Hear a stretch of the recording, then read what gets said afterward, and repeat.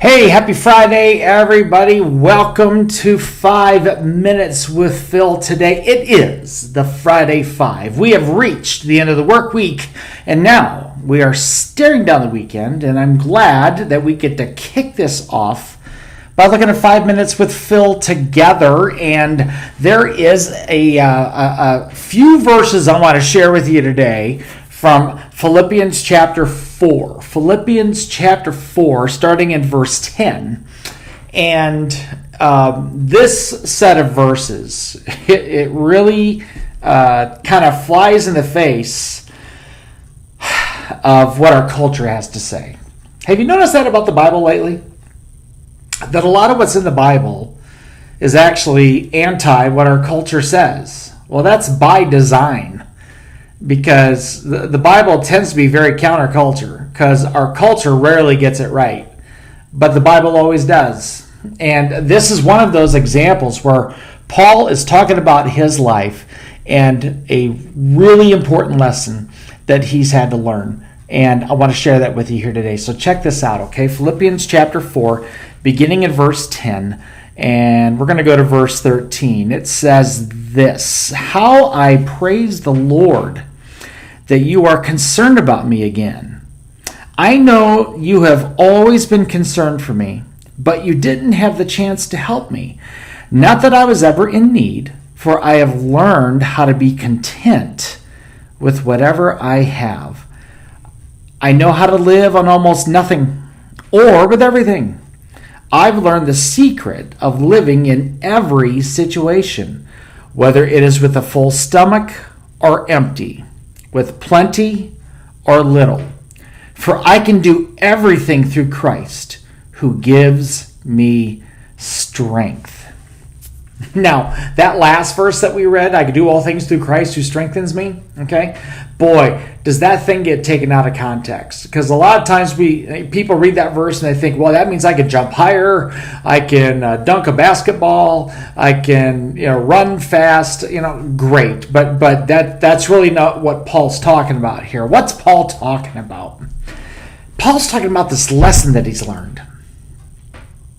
And he describes how he's been in positions where he hasn't had enough food, so he's been hungry, and then he's had enough food, and so he's had plenty.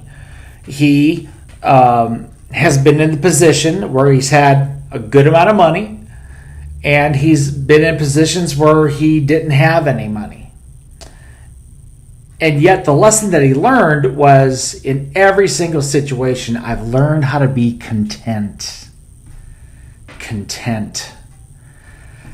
Our American culture is not good at this. We don't really understand the whole being content thing. Not at all. If we have X amount of money, I gotta have more. If I have one car, I gotta have two. If I have this, I gotta have more. If we're not careful, we even feel cheated, maybe even by God, if we don't have every single thing that we've ever asked for.